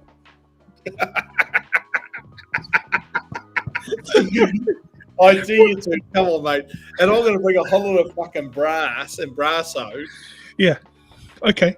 Well, who wants to see a mayoral debate tomorrow? Hello. My name's Leo Malloy. Hello, mate. Low blow. This will be good. So I'll put a message through to him. I'll text him to see if he'd like to come on board. He's pretty quick, mate. He's pretty fast on his feet, so you have to be a slugger. Mate, have you ever heard about the story of the turtle in the hare? No, what? You know, the turtle in the hare. Oh, yeah, right, okay. Yeah, you know, which one are you? I'm the turtle. I just get on there and just do strong strides. Yeah. Okay. So that's going to be the show tomorrow. I can't wait. This is going to be some epic broadcasting. And so the makeup department again. Jeez, they're waiting for me again.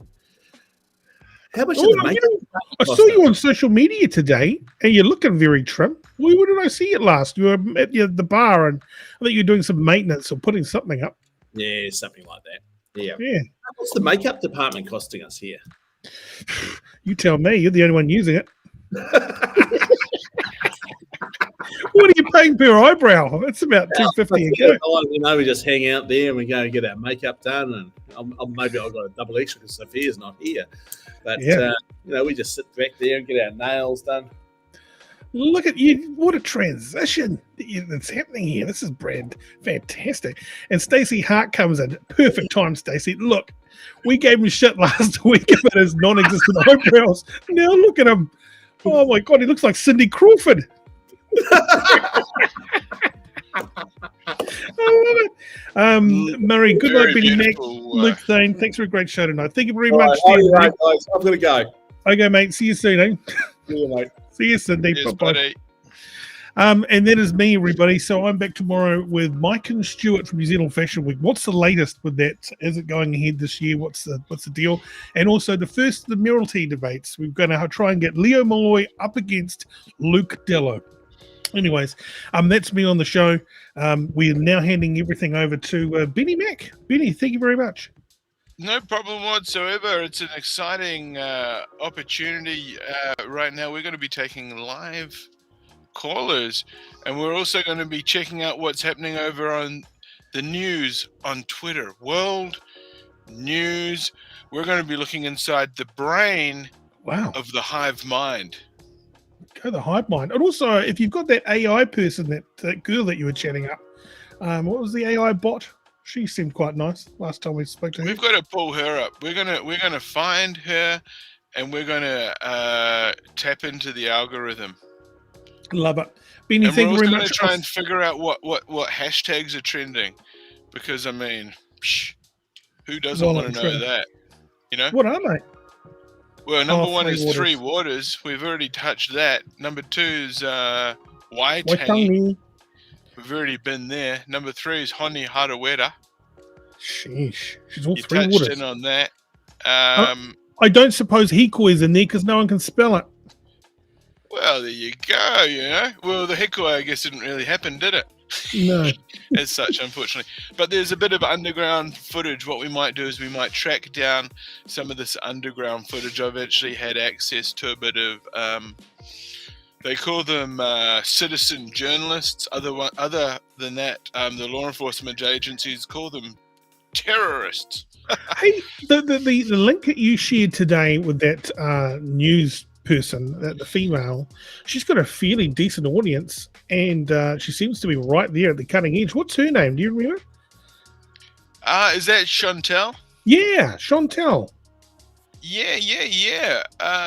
She'd be a great guest for Friday. Chantel Baker. Right. Okay. Yeah, she's doing her own brand of independent news. So that's pretty interesting. Very good. World news. I mean, world news is going off in a big way. That's me now. I'm off, Ben. Okay, have a lovely show. Thank you so much, Benny. Okay, cheers, buddy. See you, mate. Take it easy, my guy. Okay, exciting times here, everyone. Welcome to the after show, and this is, of course, it's a live. Has Luke tinted his eyebrows? I guess that's what you'd call it. He jokes about it being I don't know. He jokes about it being tattooed. I don't think it's tattooed. Well, I mean, I kind of do actually. I kind of believe it is tattooed. But I am unsure. Yeah, I'm totally unsure whether it's tattooed. What's happening in entertainment news, everybody? Salt Bay. Bill Murray. Wow. Bill Murray, that old guy. That old guy. It's like this news is like Groundhog Day. Yeah, I think he did tint his eyebrows. If anybody wants to call in, we've actually got a call-in code. I have got the code. I'm going to paste it down here in the chat because, we need to try and have an opportunity for you. We really need to pin that on the YouTube, but I don't know how to do it. But we've got Twitter here. We've got Twitter news, of course, and it's always news time on Twitter. I don't know what's this last. Yeah, this is some of this is irrelevant. I'm just gonna skim by until I find anything else that sort of is relevant to us or to our conversation. All pretty boring. Oh yeah, Tesla. That was kind of interesting how Tesla hit the 1 trillion market cap for the first time.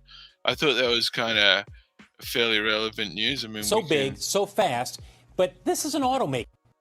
Huge milestones, Tyler. And I think what stands out is not just that Tesla has grown so big, so fast, but this is an automaker. And I think if you had brought up the idea of a $1 trillion market cap for any automaker, people would have scoffed at you. For some perspective here, I haven't checked the numbers, but generally speaking, Toyota's market cap has been somewhere in the $270 billion range. And I don't know where it is today. And then you've got Volkswagen that's usually about $170 billion range. That gives you some perspective on how much bigger Tesla's market cap is than Toyota and Volkswagen, which, by the way, are the two largest automakers in the world, far bigger than what Tesla is. Tesla's annual sales this year, they might. Okay, we're experiencing slight buffering there, but regardless of that fact, those facts, and many other subsequent facts, 1 trillion market cap. Holy bejesus, that's pretty extraordinary. CNBC reports, of course, which is covered here. It's spiking. I think that there was talk that Avis was buying 100,000 of these Tesla electric cars and completely shifting. That's right, shifting the entire fleet of Avis rental cars across to the electric automaker Tesla.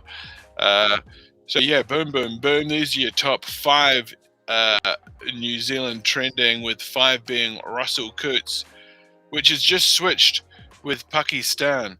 Now, I actually was a guest on a Pakistan podcast about 2 nights ago. So that was quite incredible. And yeah, 3 Waters, T20 World Cup, India versus Pakistan. Pakistan wins by 10 wickets. And India will be absolutely humiliated by those T20 World Cup cricket results. And that is coming in with 600. I'm trying to get these figures right. 653,000 tweets coming in on that. And what about this one? Resign Jacinda is trending at number 13. Unlucky 13.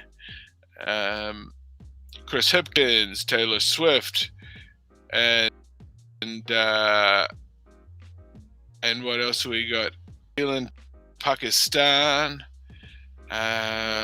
My Universe, music. So that's music. Maybe we should have a little listen. Maybe if it's what's hot, we should give it a little listen. Oh, it's a Coldplay track. Is that going to be a... Is that going to be a big problem? I don't know. Okay, I'm just going to check. I'm just going to check across here to the system. We are taking live callers to the show. The broadcast is there, y'all. The information is there. We couldn't have made it sort of any easier for you. We've tried to provide the link in the chat. It looks like this. Punch that into your browser. Leo Malloy. This is a shout out to my boy Malloy getting on the chat. My brother, I need an assistant. I need you to be my little grey-haired wizard assistant. You can look at me and think that's what you looked like 70 years ago. So get on the show and bing, bang, boom. Shout out in the chat. Hayden Brown. Hayden Brown bringing the interactive element to the broadcast. I can see that there. Pakistan. Yes. And shout out Benny. Boom, boom, boom. Benny Minor Malaki. Fonoti McKinnon. You read it right first. You read it right the first time, folks. And what else have we got here? Boom. Classic Kiwi. Classic Kiwi. He's actually our offline fact checker. He's our online fact checker. But what we need you to do is follow us on Instagram. We would be utterly pleased and actually quite impressed by your tenacity and your knowledge, your skills, your techno skills. We'd be quite impressed by your dexterity. Your dexterity of being able to use a smart device, being able to... I'm actually impressed by our viewers' skills in relation to surfing the internet. Surfing the internet. Because we need you to surf the internet in order to subscribe and to watch the show. But we've got a free shipping code here. I want to do a few promos here because this is the ad read. You know, someone's got to do it. Someone's got to promote the ones that promote us.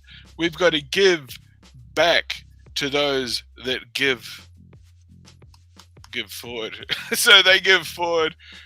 We've got to give it back to them. And of course, if you want to get beer jerk, I don't really drink beer. I'm a bit of a jerk when it comes to beer, but I don't drink the stuff. But I wholeheartedly suggest that you do. That's a thorough recommendation. No, that is a demand. It's mandatory. It's mandatory that you redeem a discount. We want to give you a discount. Of course, it's by way of a free shipping code. Free shipping? Are they really going to ship it? Why do they call it shipping? Is it really going on a ship? I want to know these things, those things, that thing over there, and other things. But right now, the thing that you need to know is http://www.beerjerk.co.nz/discount/Thane, and that's going to get you free shipping. It might mean free trucking, or it might even only ever go in a van, or depending where you live, might even go on a bike. I'm just going to check the chat. It has illuminated. The chat has illuminated. I'm going down the chat. We've got this one here from Classic Kiwi. How's the stream going, boss? I would ask you the same thing. Can you hear me? Is it audible? Are we coming and reaching at you loud and clear? Of course, this is the after party. You know what it is. I'm going to hide that one. We are going down here. Boom, Hayden Brown. It was meant to say Benny Mack, but Facebook tagged her in the post. Wow! Okay, so this is what I'm talking about. There are algorithms everybody, there are these wow algorithms, and they are creating anomalies. They're throwing anomalies into the mix. Very interesting. Classic Kiwi replying there. What do we say? Benny, you drink spirits, bro. I've seen it.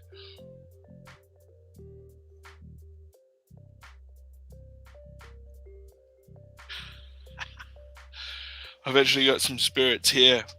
I'm going to bring, I've got some spirits somewhere. It's not too far.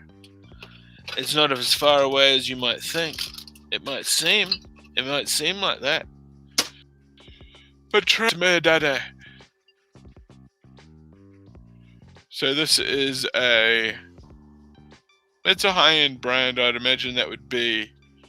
This is actually not only made by Russia. It's also made by the Chinese Communist Party as well. It says that down the bottom. CCCCP.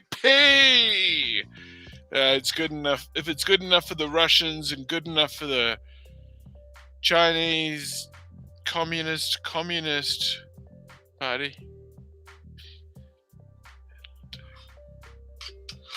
that'll do nicely. That will do nicely. I'd say. And we should be so lucky as to drink this damned liquor. Okay, what does this one say? I'm trying to read it through the booze. Don't do beer either, only for beer batter. That's a great use of beer, of course. Cooking with beer, I'd thoroughly recommend it. I do believe we've got a caller on the line. Let me just see if this caller has got the camera enabled. And where's the Jaeger? Boom. Nice, 200. What is it? Okay, this is a 200 ml. It's a vodka. It is a vodka. Oh, Jamie, we have lost you, buddy. We have lost you, bro. It is CCCP. I hear you, my friend. It is definitely CCCP vodka. Okay, caller, are you able to turn your phone into... Yeah, there you go. Okay, we are going to bring you through into the broadcast. Let me just remove this from the screen. And we have got our special caller, live, foreign correspondent, and all-round GC. Let's bring him on through. Mr. Oxley, I'm going to bring you full onto the show proper. How's the waste run going tonight? Well, we've dropped the waste off, and we've got some lovely paper now, and we're heading back to Brisbane for the weekend off. Oh, that is a pristine opportunity now. So the drive up, any issues on the drive up, or was she smooth sailing all the way through to the Blue Mountains? No, it was smooth sailing all the way through tonight. We're running a bit late. Is that right? Is it the Blue Mountains? Am I getting the Snowies? The Snowies. The Snowies. Okay. Am I getting the wrong district? Right. The wrong district. Yeah, the Blue Mountains is in Sydney, and the Snowies is sort of halfway between Sydney and Melbourne. Great, because I hate the fucking Blue Mountains anyway. The main reason being is, why would you fucking call them blue? Because, I mean, the sky is blue, isn't it? Not generally the mountains. But no, snowy mountains makes complete and utter sense. I'm all for it. I am repping the snowy mountains 100%.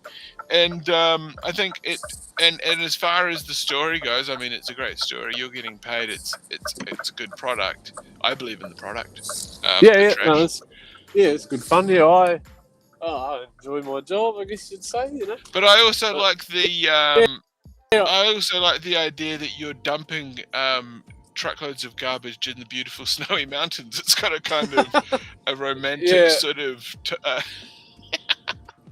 I like the phrase recycling. I love recycling too. Yeah, you're completely right. I think it's an excellent. Yeah, exactly. It's a brilliant way to deal with the waste and to let it go another round. Now, as far as the weather at the snowy mountains, do you ever encounter much snow up there? No, we're just a little bit before where it snows. Oh, perfect. Oh, that worked out quite well then, didn't it? Otherwise, I can imagine that could have been quite a nightmare. Yeah, it does get cold, nonetheless, but yeah. Okay, perfect. I'm just going to look into the chat. Okay, great, because it looks like the chat is going absolutely bizarro. Here we go, top shelf. Hayden Brown. Can I play Island Boy song? I don't know. I'm going to have to talk with Thane. He's got all the licensing, all that stuff. He's the radio guy. He's going to have a better insight into playlist. Beer Batter is for Snapper. Okay. Absolutely. Be better, Island Boy. And you're getting more compliments on your hairstyle there. Of course, they call it business up back, and a party of no more than 10 people. Here we go. I'll give it a shake. Party out back with no more than 10 people. Oh, you are shaking it. Don't put your neck out, because that is right up there. Headbanging, that's an ACC. That's right up there on the ACC checklist. That's a claim. And I was going to say, I've started after being on the show the other week, I thought, I should come out of my shell because my life seems somewhat interesting. So I started a TikTok. And any funny videos I've been putting on TikTok. Mate, you're a legend. And what is it? Get boosted with the mullet, because I own a Honda. I'm a mullet Honda loving, wearing bogan. So it's incredible. I mean, a Honda is considered one of the least bogan cars, but the fact that you're doing it. Bogans have got this really sort of honest way of making the general population angry. Is it the way they look? Is it the way they drink? Is it the way they drive? Yes. It's all three. And then if you throw a Honda into the mix, it really throws them off. It confuses the general population, and that's kind of what you've done there. You've used an optical illusion, haven't you? You're almost like the JDM bogan. Yeah, being Kiwi. JDM is my thing, and I couldn't afford anything like an Evo or a WRX, so we went for the Honda, and then we whacked a Wuhan whistle on the side of it, and we wound up the boost. We wound up the boost with I don't know if you know cars, but we got an external wastegate and a blow-off valve. And it's straight out of, I done it. It's the dream car I wish I'd owned when I was 15, but I had no money when I was 15 because I was an alcoholic. Teen drinking was very good.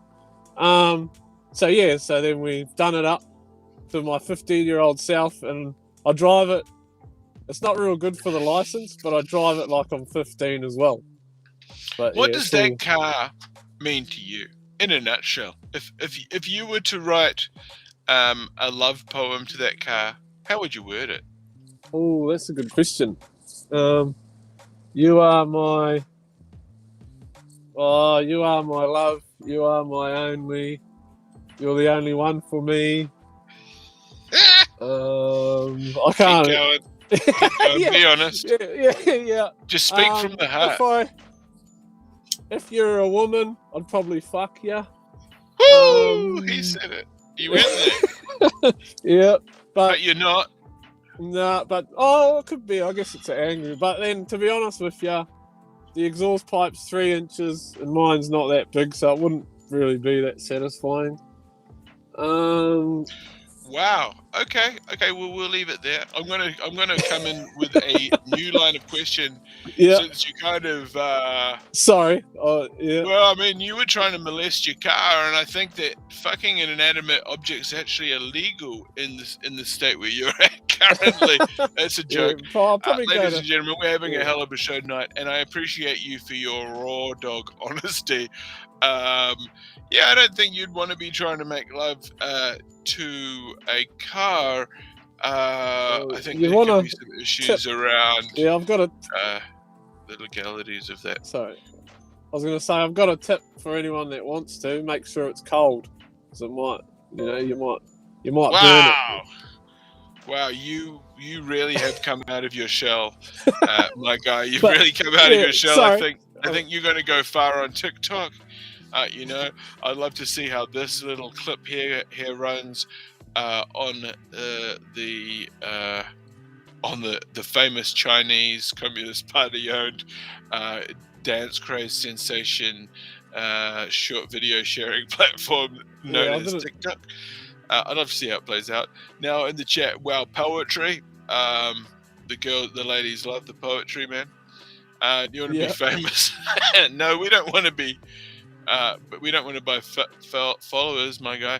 Would you ever die?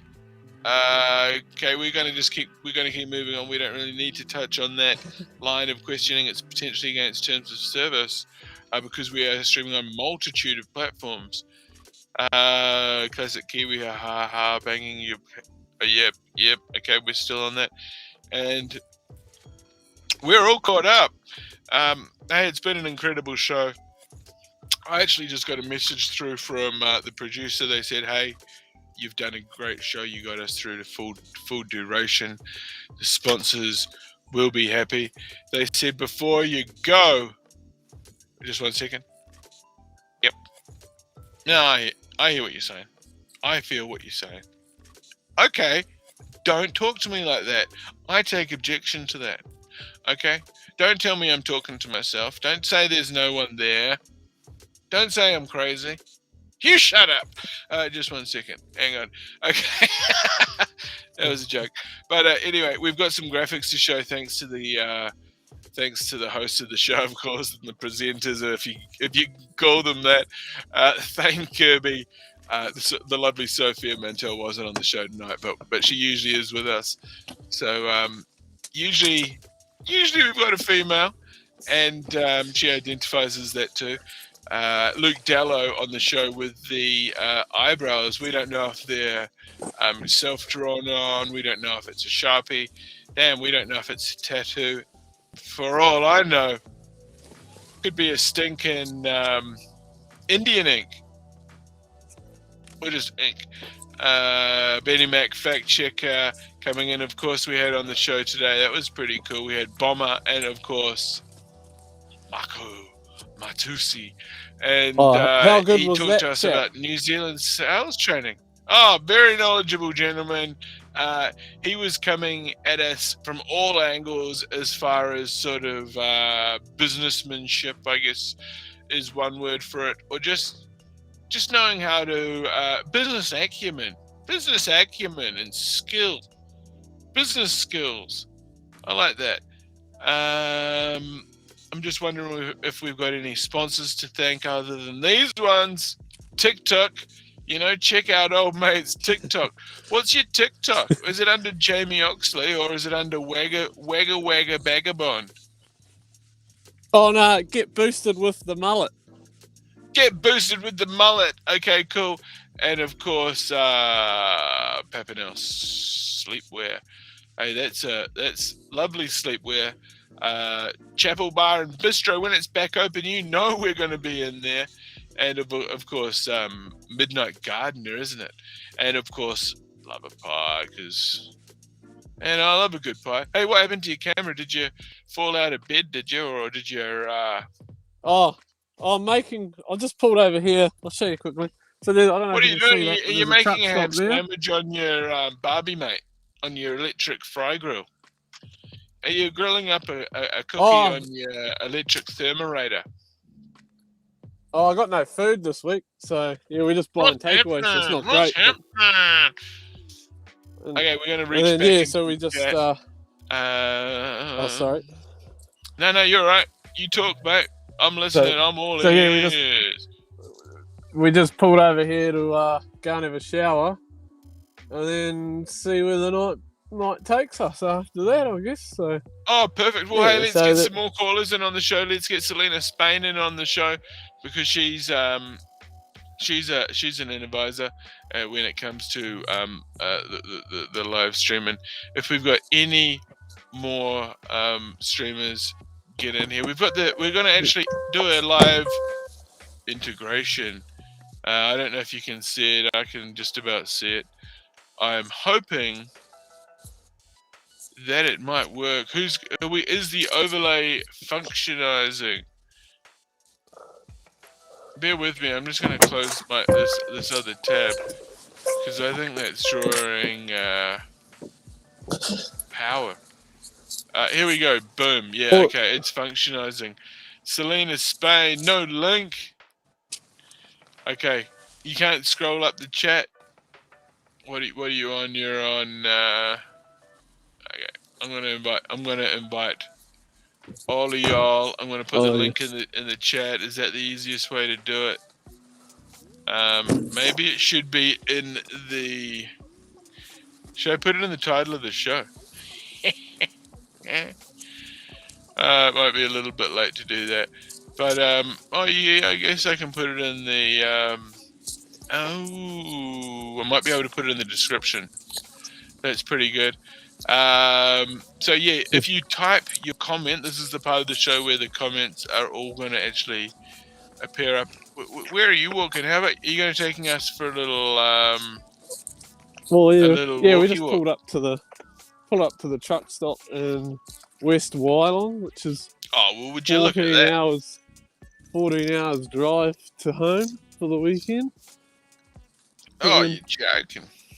Well, look at that. He's got more lights than Santa on that truck, isn't he? Yeah, well, that's I'm rather jealous of that, to be honest with you. But anyway, there's another one there. I don't know if you. That's really demasculating for you, isn't it? Yeah, just a little bit. Oh well, that's humiliating. You're actually doing actually something now, which is called IRL.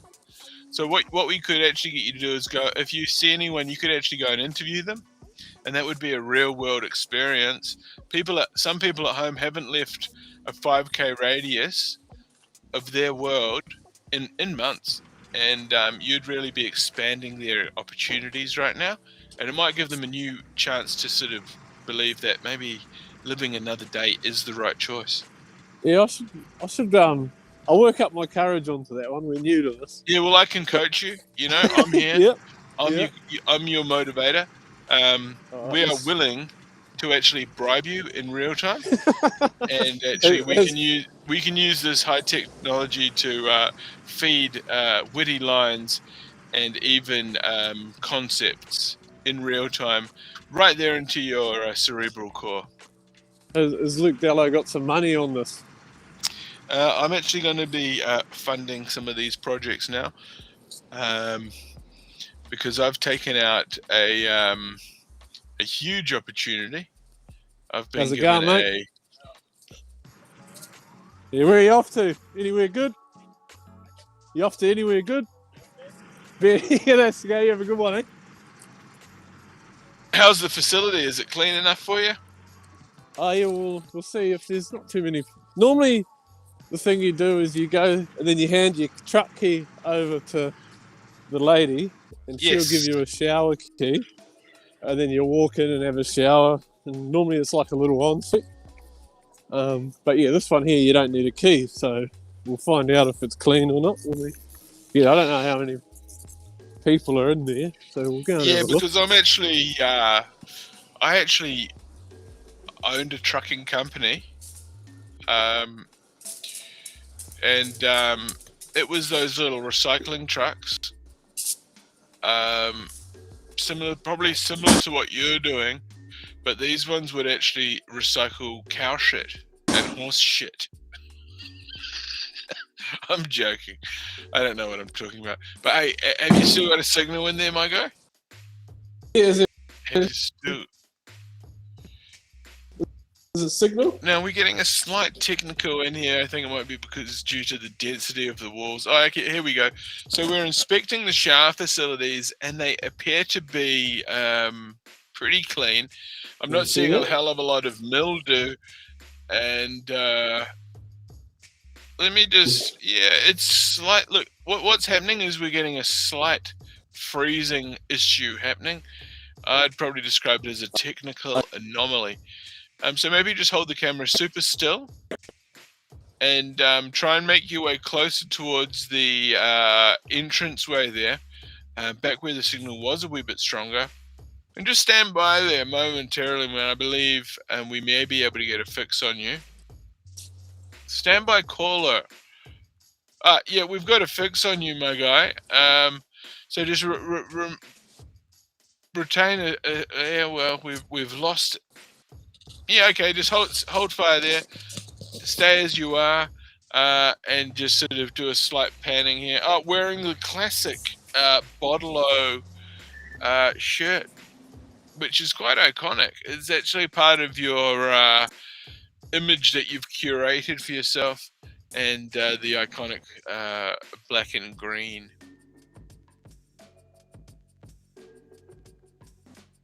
Go.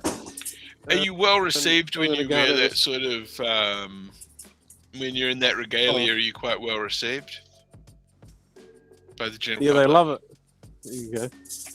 Phones from. Do they believe that you work there?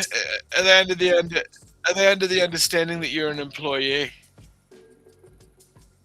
Oh, I've got company clothes, but I don't like to wear them because otherwise I look like I'm at work 24/7. So I don't like that idea. Okay, so but that shirt you're wearing, the Dallow shirt, do you think that when people see you in the streets that they think that maybe you still work there, or that you might have hookups, or that you're an employee, or maybe probably that not. I'm an Is it more alcoholic? of just right? So is it more of just sort of like you can buy the Dallow shirts at the store? Is it? Yeah, that's it. Yeah, I'll buy them track. But yeah, I'm gonna go and have a shower, and I'll leave you to it. Okay, superb. Well, hey, thank you so much for calling in the show. We appreciate you 100%. You're a fucking genius, my guy, and keep doing what you're doing, keeping that carbon factor low, but while keeping it high, because we need to offset it while building it. We need to keep it zero. No worries. I thought you'd probably be sick of hearing. But I thought you might have been struggling, so I thought I'd give you a call. Oh, dude, we're always struggling to get callers on the show, but we appreciate you. You're coming into a regular caller. We're going to give you a regular spot. We appreciate your tenacity. All the best with your TikTok career. I'm backing it 100%, and I believe you might even be able to start a podcast talking about what was the subject line of your podcast, if I remember correctly? Just the average person, because podcasters always interview famous people, so I want to interview the average person that's never, and talk to them about first car, just life experiences, because everyone's got a story to tell. Okay, so you I put a funny onto a cracker there. Yeah, and I'll try putting a funny spin onto it. Refine my jokes and see where we go, Oh, fucking great value. Okay, thank you so much. I'm going to release you from the studio. You have a great evening. Yeah, take it easy. I'll talk to you. Bye. All right. Absolute brilliant guest there. Exciting time. And we'd like to appreciate you all for joining us. That's been an excellent show. We're coming up to the 11 p.m. mark, and that signifies 2 hours of free-to-air, public, independent broadcasting. Exciting times. Exciting indeed. Of course, we've got the new website that's online now. We implore you all to go check it out. Why wouldn't you? www.talkback.co.nz. It's a thing. You're going to learn a whole lot about this show and what we are endeavoring to do in the future. Good times indeed. And the show is winding up to a natural conclusion. We're going to tie a pretty little bow on it. Again, thanking our guests. Weren't they brilliant? That graphic is still up on the chat. Let's lose that. Okay, managed to lose that. Yep, thanks to our guests. They were incredible. Rewind it now if you just tuned in and you're going to miss it. And also, that's the wrong slide. Thanks to our presenters. They've been absolutely brilliant. And unfortunately, we don't have Wayne Anderson on the show, but if you want to see Wayne Anderson, we've got him on a previous show. He is freaking awesome. So that's it for tonight. We've just clicked over to 11 p.m. at the 2-hour mark. Good night.